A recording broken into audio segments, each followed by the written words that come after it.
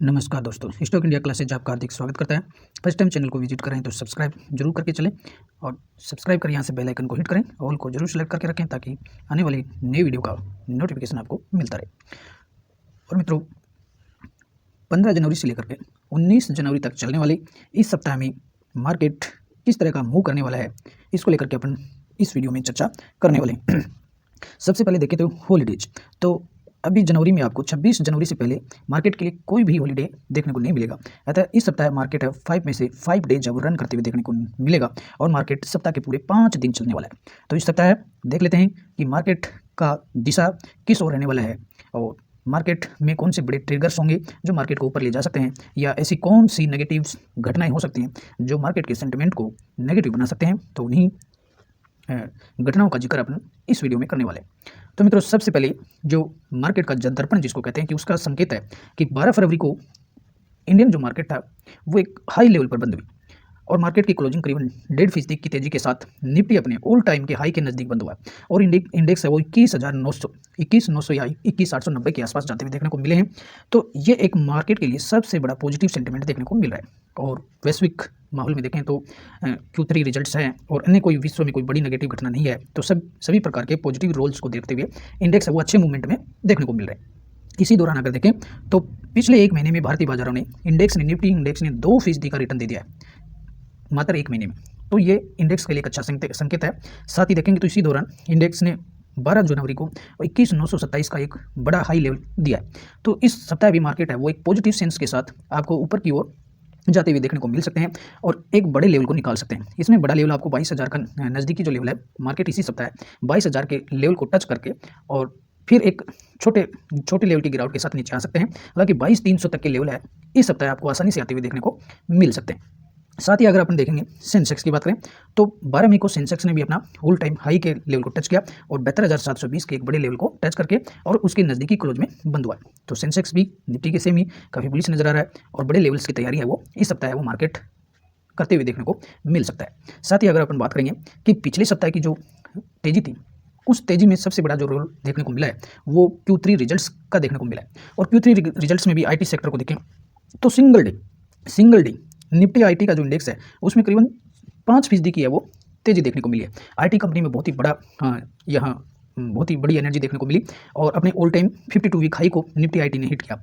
इसमें रोल देखने को मिला TCS और इन्फोसिस का, और TCS और इन्फोसिस में जिस तरह की धड़ाधड़ और खरीदारी देखने को मिली उससे मार्केट का सेंटीमेंट है वो पूरे मार्केट के सेंटीमेंट को बदल कर रख दिया और मात्र दो कंपनियों ने पूरे मार्केट के सेंटीमेंट को बदल के रख दिया और मार्केट ने अपने ऑल टाइम के हाई को निकाल दिया, जिसमें IT सेक्टर का रोल है वो 12 मई को देखने को मिला, जिसके चलते बैंकिंग सेक्टर में भी अच्छा माहौल देखने को मिला। साथ ही इसमें 12 मई की जो तेजी थी उसमें पूरा सपोर्ट देखने को मिला रिलायंस का, और रिलायंस का जो स्टॉक्स था, रिलायंस का स्टॉक्स में बड़ी तेजी है यहाँ दिखा गया। तो इन 3 शेयरों की बदौलत चलते, इन 3 बड़ी घटनाओं के चलते को मार्केट है अपने हाई लेवल को टच करके नीचे आते हुए देखने को मिला। तो एक पॉजिटिव सेंस है वो पिछले सप्ताह के साथ मार्केट है वो एक पॉजिटिव सेंस के साथ वो बंद हुआ है। तो इस सप्ताह भी कौन सी बड़ी ऐसी घटनाएं हैं जो मार्केट के सेंटीमेंट को बदल सकती हैं। तो इस सप्ताह के 7 दिनों में कौन सी ऐसी नज़दीकी इवेंट्स हैं जिनको हम कैलकुलेट कर सकते हैं और जिनको हम संभावित मान सकते हैं और जिनका बाजार पर प्रभाव देखने को आपको मिल सकता है। तो सिलसिलेवार उन सभी घटनाओं की चर्चा इस वीडियो में अपन कर लेते हैं। तो मार्केट के लिए बेस्ट सबसे बेहतरीन जो कहीं तो ट्रिगर है वो Q3 रिजल्ट्स है, और Q3 रिजल्ट्स का सीजन है उसमें इस सप्ताह भी मार्केट पर पूरा अपने रोल दिखाते हुए देखने को मिलेगा। जिस तरह से पिछले सप्ताह में IT सेक्टर की 2 दिग्गज कंपनियों के जो रिजल्ट थे TCS और इन्फोसिस ने पूरे मार्केट के सेंटीमेंट को बदल के रख दिया, वैसे ही इस सप्ताह भी कुछ बड़ी कंपनियों के तिमाही नतीजे हैं वो पोस्ट होने वाले हैं। तो तिमाही जो नतीजे हैं मार्केट के सेंटीमेंट को पॉजिटिव बना सकते हैं। इस सप्ताह आपको करीबन 200 से अधिक कंपनियाँ अपनी Q3 रिजल्ट्स है वो इस सप्ताह रखने वाली हैं। तो Q3 रिजल्ट्स पर कौन सी कंपनियां इस सप्ताह है वो अपने रिजल्ट है वो रखने वाली है मार्केट के सामने, अपने तिमाही नतीजे रखेंगे, तो उन पर बाजार की बड़ी नजर रहने वाली है। सबसे पहले बात करें तो रिलायंस इंडस्ट्रीज। तो निफ्टी जो इंडेक्स है उसमें बड़ा वेटेज है वो रिलायंस का देखने को मिलता है। तो रिलायंस के तिमाही जो नतीजे हैं वो आपको बाजार के सेंटीमेंट को पूरी तरीके से प्रभावित करेंगे, और रिलायंस के जो नतीजे आएंगे वो मार्केट में पॉजिटिव सेंस देखने को मिलेगा, अच्छे नतीजे आते हैं तो भी देखने को मिलेगा।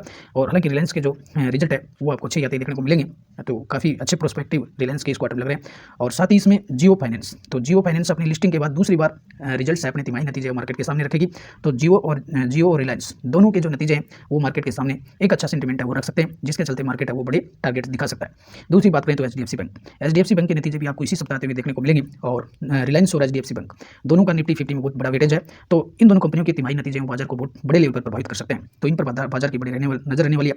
दूसरी बात करें तो आईसीआई बैंक का भी तिमाही जो नतीजे इसी सप्ताह रहने वाले हैं। कोटक महिंद्रा बैंक है, और एफएमसीजी सेक्टर से बात करें तो हिंदुस्तान यूनिलीवर। और निफ्टी 50 की बड़ी कंपनियां, बेहतर जो कंपनियां वो इसी सप्ताह कई कंपनियां अपनी तिमाही नतीजे रखेंगी, तो जिनका बाजार पर बड़ा रोल होने वाला है। तो इसमें सेक्टर वाइज भी देखें तो इसमें रिलायंस भी अपने नतीजे रखेगा, दूसरा बैंकिंग जो सेक्टर है उसकी कंपनियां भी होंगी, एफएमसीजी सेक्टर है और सीमेंट सेक्टर है। तो अलग अलग जो सेक्टर वाइज कंपनियां अपने अलग अलग सेक्टर की कंपनियों के तिमाही नतीजे आने वाले हैं, तो इससे निवेशकों को और जो ट्रेडर्स हैं उनको एक ये आउटलुक भी मिलेगा कि कौन से सेक्टर्स के रिजल्ट है वो किस तरह के रहने वाले हैं, तो इस पर भी मार्केट की एक बड़ी नजर रहने वाली है। तो एचयूएल भी इस सप्ताह अपने रिजल्ट रखेगी। केमिकल सेक्टर से एशियन पेंट वो अपने रिजल्ट रखने वाला है। आईटी सेक्टर से देखें तो एलटीआई माइंट्री है, इसी सप्ताह अपने तिमाही नतीजे रखेगा जो मार्केट के सेंटीमेंट को बड़े लेवल से प्रभावित कर सकता है। इंड बैंक भी अपने रिजल्ट रखेगा। और साथ ही में बात करें तो सीमेंट सेक्टर से अल्ट्राटेक सीमेंट है वो अपने तिमाही नतीजे इसी सप्ताह बाजार के सामने रखने वाला है, जो मार्केट के लिए एक अच्छे सेंटीमेंट हो सकते हैं। और जियो फाइनेंस है वो दूसरी बार अपनी लिस्टिंग के बाद दूसरी बार ही अपने तिमाही नतीजे रखने वाला है, तो ये भी मार्केट के सामने बड़े ट्रिगर्स है वो तिमाही नतीजे के हो सकते हैं, जो मार्केट में एक अच्छा पॉजिटिव सेंस देखने को मिल सकता है। इसके अलावा निफ्टी 50 के अलावा भी बहुत सारी बड़ी कंपनियां हैं जिनके रिजल्ट्स भी आपको इसी सप्ताह आते हुए देखने को मिलेंगे। इनमें बात करें तो एंजल वन है, फेडरल बैंक है, आईसीआईसी लोमार्ट जनरल इंश्योरेंस है, Jindal Sah, L&T technology, union bank of India, credo brands market, network 18 media investments, TV 18 broadcast, ICI prudential life insurance, Innova capital, Jindal stainless, Polycab India, Poona वाला फिनकोर, हिंदुस्तान जिंक और पेटीएम, आरबीएल बैंक और इरेडा। तो ये सभी छोटी बड़ी जो कंपनियां हैं इनके तिमाही जो नतीजे हैं इसी सप्ताह आपको आते हुए देखने को मिलेंगे। और तिमाही नतीजे है वो मार्केट के सेंटीमेंट को पूरा बदल के रख सकते हैं, जिस तरह से पिछले सप्ताह में इन्फोसिस ने मार्केट के सेंटीमेंट को बदल दिया, तो इसलिए तिमाही नतीजों का एक बड़ा रोल है मार्केट के सामने है। हो सकता है इसी सप्ताह मार्केट एक बड़े लेवल को प्राप्त हो जाए, तो इन पर मार्केट की बड़ी नजर रहने वाली है। दूसरी बड़ी घटना की बात करें तो इस सप्ताह की दूसरी बड़ी घटना देखेंगे तो इंडियन इकोनॉमी और घरेलू स्तर पर आर्थिक जो डाटा आने वाला है, तो इस सप्ताह भी इंडियन इकोनॉमी के लिए भी कुछ डाटा है वो रिलीज होंगे, जिसमें अभी तक भारतीय अर्थव्यवस्था के लिए इन्फ्लेशन है, दुनिया की अर्थव्यवस्था के लिए महंगाई का मुद्दा एक बड़ा मुद्दा है, और महंगाई के लिए भी दो आंकड़े इस सप्ताह बाजार के सामने रहने वाले हैं। WPI होलसेल प्राइस इंडेक्स और थोक जो महंगाई का आंकड़ा है, यानी थोक महंगाई का आंकड़ा है, उसका जो डेटा है वो इसी सप्ताह आपको रिलीज होते हुए देखने को मिलेगा। और 15 जनवरी को WPI का डाटा आपके सामने होगा, बाजार के सामने होगा। और यदि बात करें थोक महंगाई की डेटा की, तो थोक महंगाई का डेटा है वो विश्लेषकों का या आर्थिक विश्लेषकों का ये अनुमान है कि महंगाई का जो आंकड़ा है वो इस बार बढ़ते हुए ही आते हुए देखने को मिलेगा, क्योंकि इसका कारण ये हो सकता है कि जिस तरह से सब्जियों के दामों में कुछ बढ़ोतरी हुई है। साथ ही अगर बात करें तो इससे पहले CPI का डाटा हमारे सामने आ चुका है, और शनिवार के दिन है CPI का डाटा आ चुका है, तो इसमें जो खुदरा महंगाई का डाटा है वो भी बढ़ता हुआ आया है कि खुदरा जो महंगाई है वो दिसंबर महीने के लिए खुदरा महंगाई का डाटा बढ़ रहा है। तो इससे ये जाहिर है कि जो WPI है, जो थोक महंगाई है, उसका डाटा भी कुछ बढ़ करके आ सकता है। अगर यदि नवंबर महीने की बात करें तो नवंबर महीने में जो थोक महंगाई थी वो 0.26% रही थी, तो ये भी आंकड़ा WPI का आंकड़ा बढ़ते हुए आएगा, और इसका जो प्रभाव है वो RBI की जो पॉलिसी जो रेट है, इंटरेस्ट रेट की जो पॉलिसी है उस पर पड़ सकता है, तो ये डाटा भी मार्केट के सामने रहने वाला है। दूसरी बड़ी बात करें तो गाड़ियों की सेल का जो डाटा है दिसंबर महीने के लिए वो भी आपके सामने 15 जनवरी को होगा, और इसमें जो अब तक दिसंबर महीने में की टोटल सेल कितनी रही है कि भारत में गाड़ियों का टोटल सेल कितना रहा है, उसका डाटा भी बाजार के सामने रहेगा, तो ये भी इस डाटा पर भी बाजार की एक बड़ी नजर रहने वाली है। साथ ही दूसरी बड़ी बात जो रहने वाली है कि भारत की विदेशी मुद्रा भंडार का जो आंकड़ा है वो भी आपको 19 जनवरी को आते हुए देखने को मिलेगा। तो ये घरेलू स्तर पर देखें तो ये 3 बड़े डाटा है वो बाजार के सामने होंगे, जिनका बाजार पर सेंटिमेंट है वो नेगेटिव और पॉजिटिव है उसी में तरह देखने को मिलेगा, जिस तरह का डाटा है वो मार्केट के सामने होगा।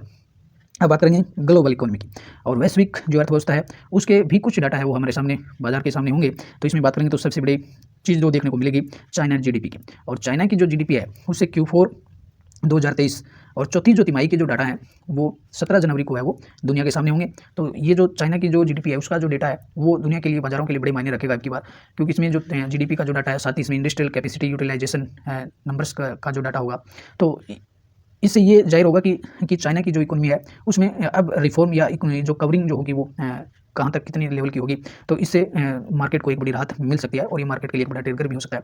चीन की अर्थव्यवस्था की बात करें तो 2023 में जुलाई और सितंबर की अवधि में जो GDP रेट थी वो 4.9% की दर से बढ़ते हुए देखने को मिली थी, और यदि ये जो GDP रेट का जो आंकड़ा 4.9 से ज़्यादा आता है तो ये एक बाजार इसको एक वेलकम करेगा। साथ ही अमेरिकी जो जीडीपी है, यूएस जो जीडीपी है, उससे भी नौकरियों का जो आंकड़ा है, जो नौकरी देने की जो दर है, वो जो आंकड़ा है वो भी बाजार के सामने होगा। साथ ही इसमें यूएस के साथ ही यूरोप से भी दिसंबर के लिए महंगाई का डाटा आते हुए देखने को मिलेगा। तो वैश्विक लेवल पर ये कुछ बड़े डाटा जो वो बाजार के सामने रहने वाले हैं। इसके अलावा अगर बात करेंगे अपन तो वैश्विक टेंशन्स की और भू राजनीतिक जो समीकरण इस समय बनते हुए देखने को मिल रहे हैं, और इसमें बात करें तो रेड सी और लाल सागर का जो संकट है वो अभी बढ़ते हुए देखने को मिल रहा है, और अभी ये टला नहीं है। और लाल सागर के संकट में जो हुती विद्रोही ने जो रेड सी से गुजरने वाले जो जहाज हैं, तो उन पर हमले अभी इनके बरकरार हैं। तो इसमें भी साथ ही जो हुती विद्रोहियों पर अमेरिका और ब्रिटेन की जो संयुक्त सेनाओं की जो संयुक्त कार्रवाई हुई है, इससे भी एक नया जो टेंशन है वो इस एरिया में उत्पन्न हो गया, जिसको चल करके तेल की कीमतों में कुछ पिछले सप्ताह वो तेजी देखने को मिली।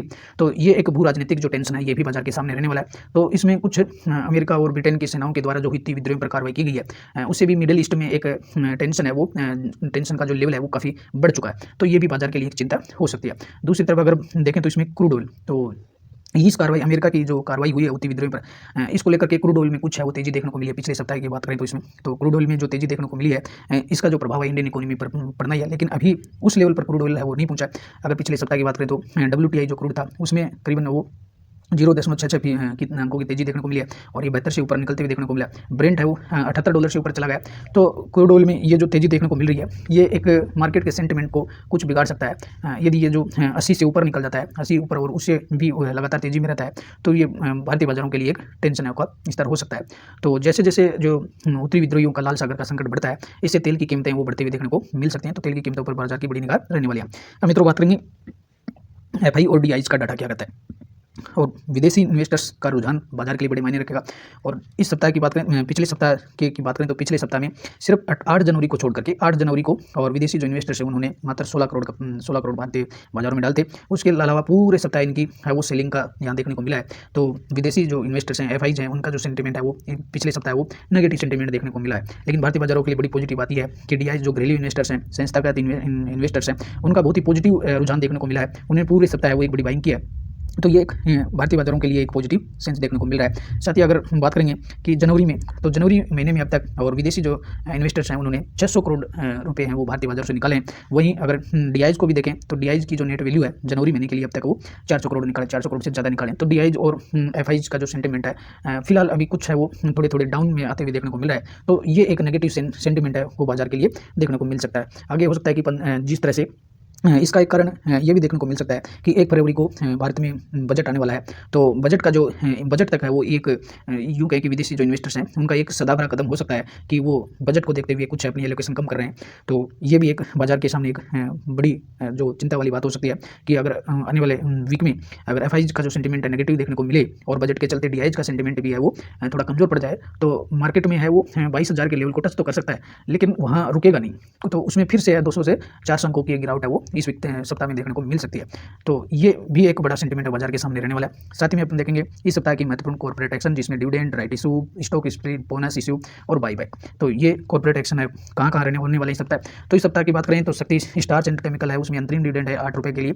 तो इसकी एक्स डेट रिकॉर्डेड है वो 15 जनवरी रहेगी। साथ ही इसमें टाटा कॉफी के लिए स्पिन ऑफ और एमलाइजेशंस की जो एक्स डेट रिकॉर्ड डेट है वो भी 15 जनवरी रहने वाली है। साथ ही इसमें देखें तो शक्ति इंडस्ट्रीज है, उसके लिए स्टॉक स्प्लिट की रिकॉर्ड डेट है वो 16 जनवरी रहेगी। धमपुर शुगर मिल के लिए बाईबैक शेयर्स के लिए रिकॉर्ड डेट एक्स डेट है वो 17 जनवरी रहने वाली है। चंबल फर्टिलाइजर के लिए बाईबैक शेयर की जो रिकॉर्ड डेट एक्स डेट है वो 18 जनवरी रहेगी। साथ ही अगर देखें SCL टेक्नोलॉजीज के लिए अंतरिम डिविडेंड की एक्स डेट है वो 19 जनवरी और रिकॉर्ड डेट 20 जनवरी रहने वाली है। और TCS के लिए अंतरिम जो डिविडेंड और स्पेशल जो डिविडेंड है उसके रिकॉर्ड डेट है वो 19 जनवरी रहने वाली है। तो इस सप्ताह ये भी कुछ महत्वपूर्ण कॉर्पोरेट एक्शन आते हुए देखने को मिलेंगे, जिनका बाजार पर पॉजिटिव सेंस है वो देखने को मिल सकता है। और मित्रों बात करेंगे IPO की, प्राइमरी मार्केट की, तो प्राइमरी मार्केट भी काफ़ी इस सप्ताह वो बुलिश देखने को मिल सकता है।